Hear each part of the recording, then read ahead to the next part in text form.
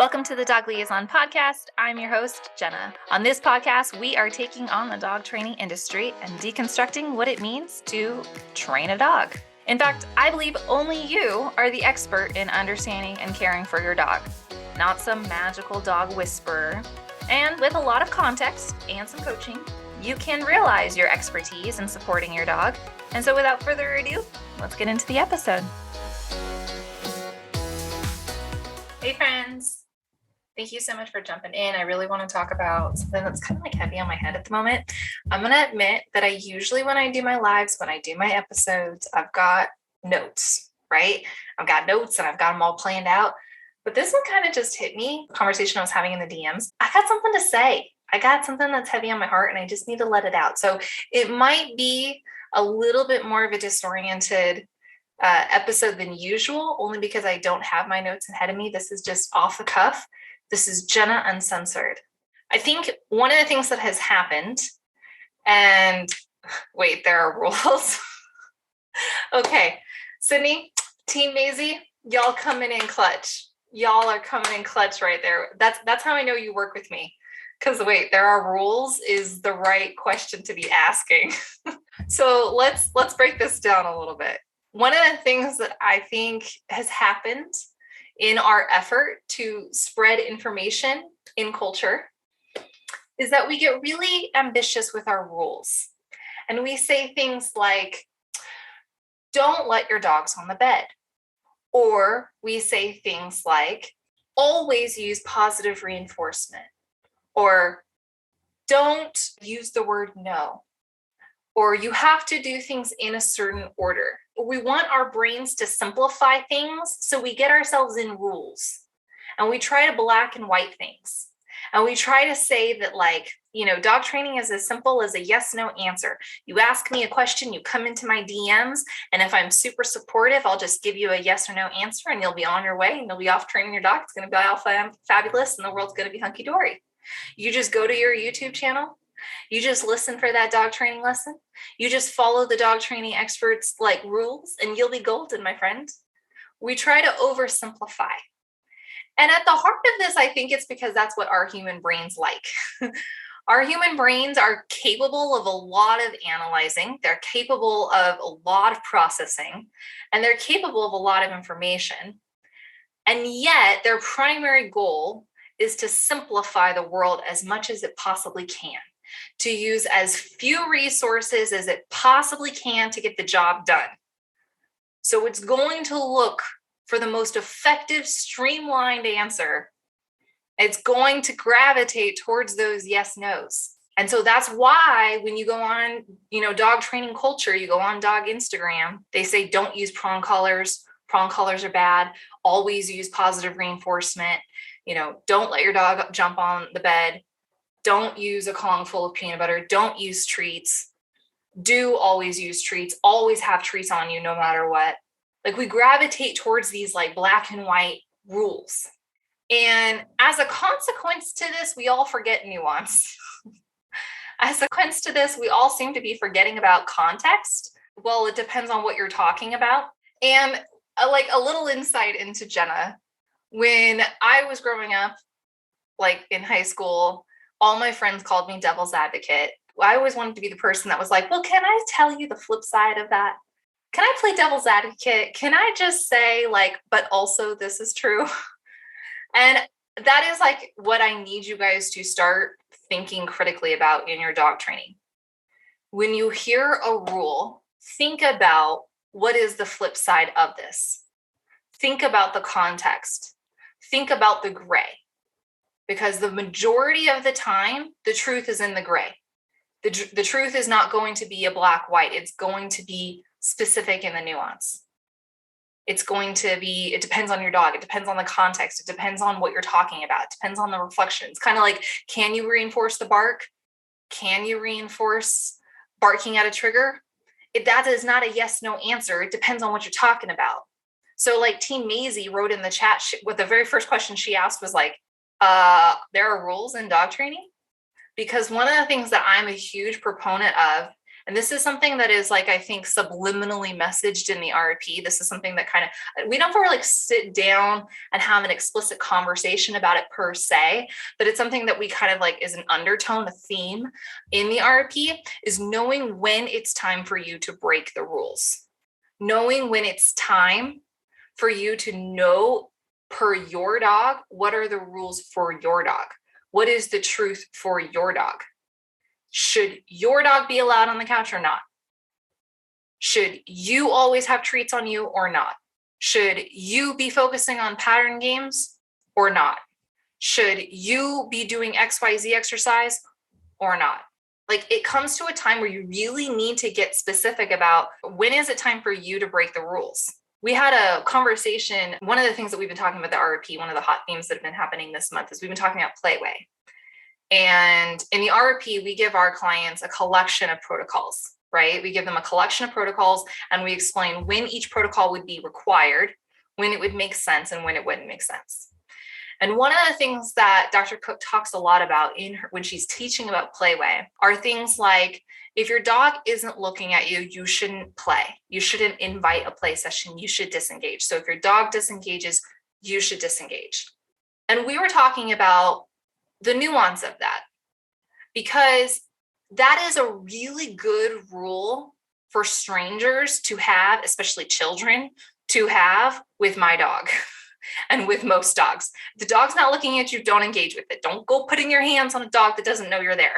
Like, that is a good rule to live by, in the same way that consent is cool is a good rule to live by, right?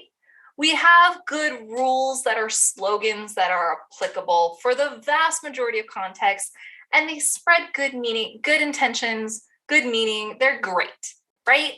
But also, as you start to develop a dialogue with your dog in Playway, as you start to understand your dog's individual behavior repertoire, as you start to develop information and data on your dog, you may find that you don't have to wait for the dog to look at you.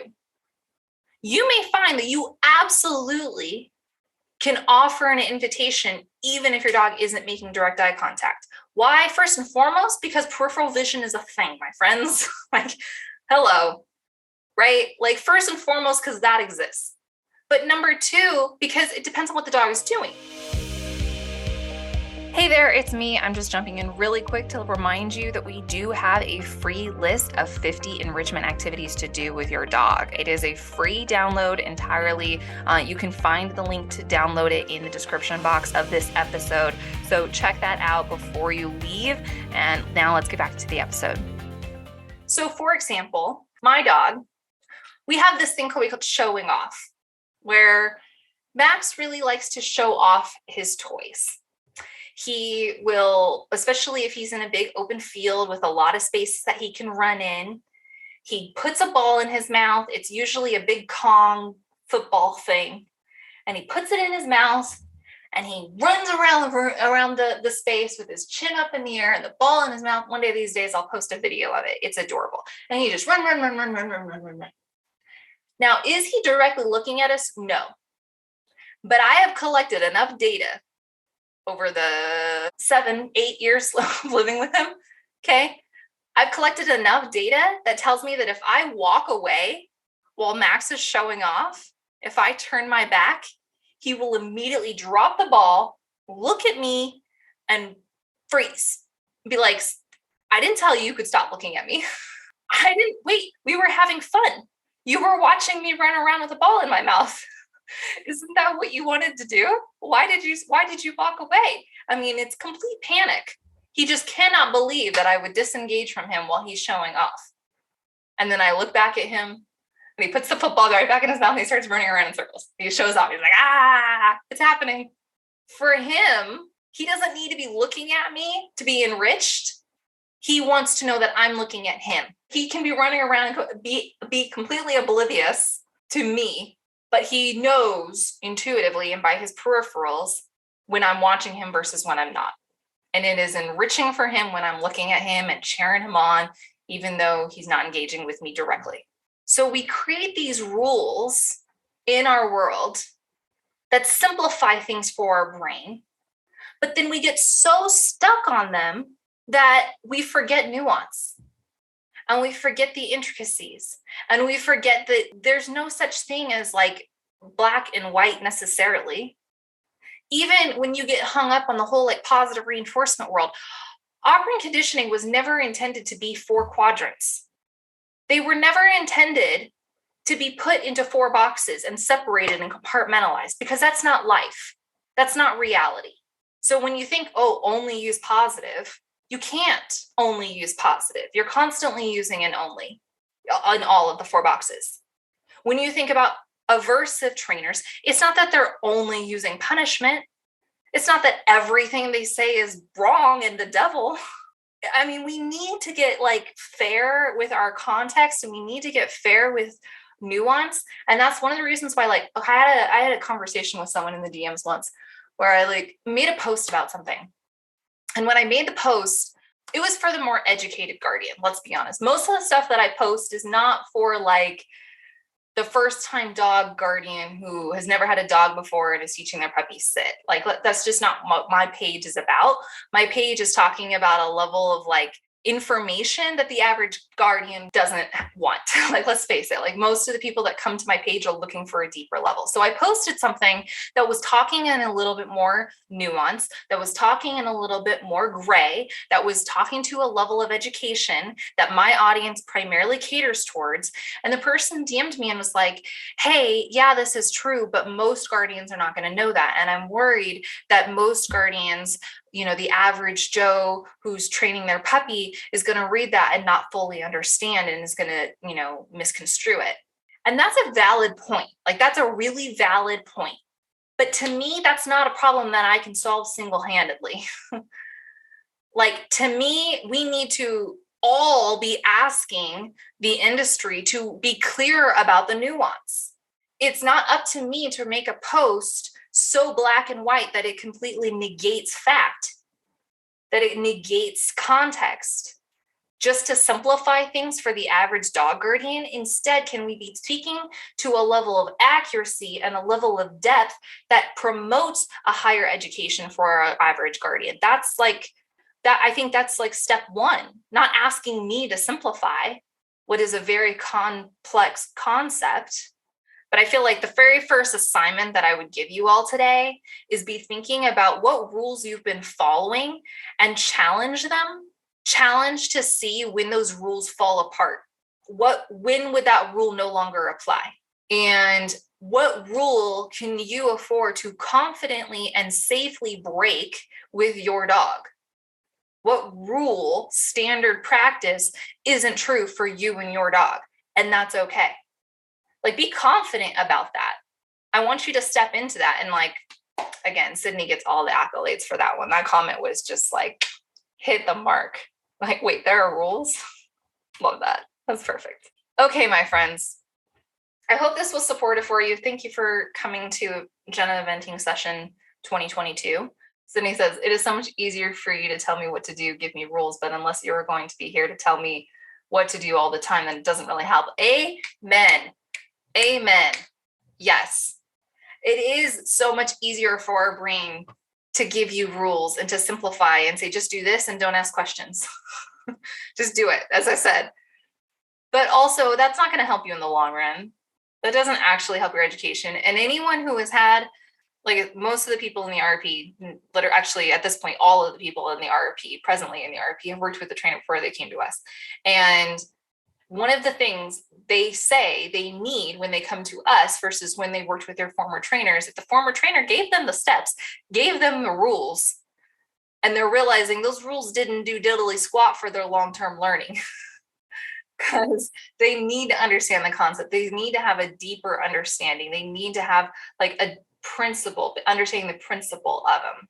This is, for instance, I'm a new dog mom of a senior shelter dog. I'm a rule follower, and I'm so concerned about my failing. I think that's a reasonable concern. Like, I think that's a reasonable concern.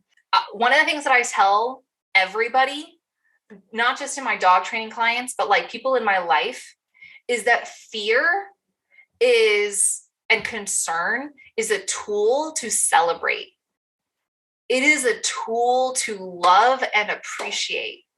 It is not a tool that is meant to disable you or disarm you or make you more paranoid. Instead, it's meant to make you aware of consequences so that you're more analytical and you're making smarter decisions. When the body thinks that it needs to protect itself, it's going to be that much more alert. It's that much more aware of its environment. So use that information, consume information and think about it critically. Don't just consume information and let it sit in the back of your brain and let it collect dust. Consume and ask questions. And the same thing applies. Think about what rules you're currently following. Think about why you're following those rules. Think about when those rules are going to fall apart. When will those rules no longer apply to you and your dog? Where's the line in that rule? And then consider, when's the time for me to break the rule? When's the time for me to say, I get why so-and-so said that. I get why Jenna said XYZ. But Jenna doesn't know me and my dog, and so I can't follow what Jenna just said because that's not true for me and my dog, and I have data to support it.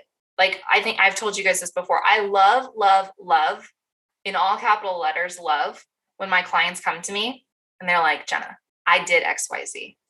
I took your recommendation. I did this. You're wrong.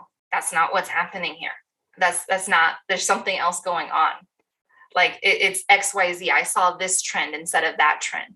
Yeah, I thought it was that, but actually it's this. Oh my God.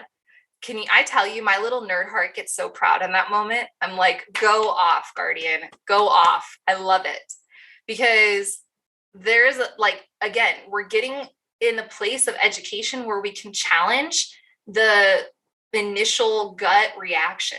We're getting to a level of education where we can challenge the rule and we can say, actually, the rule does not apply here. We live in a world of nuance. We live in a world of gray. And my dog is a living, breathing being that cannot be put into a single box. He is so much more than that. That's my recommendation to you, friends. And that is definitely a recommendation to you. This is Vern. It's okay for you to be cautious. Use it as a tool and be okay with challenge. Love the challenge. Embrace the challenge. Okay, my friends, I will see you all very soon. Bye, guys. We hope you enjoyed this episode of the Dog Liaison podcast. If you did, it would help us tremendously if you subscribed to the show, left a review, and or shared with a friend. You can either post on your Instagram stories, make sure you tag me if you do, or send it directly through an email or a DM straight to a friend, letting them know, hey, this episode really made me think of you. Info on how to work with me and the Dog Liaison team is linked in the description box, or you can go to getacondog.com. We look forward to having you in the next episode. Until then, give your dog a treat for me, and we'll talk soon.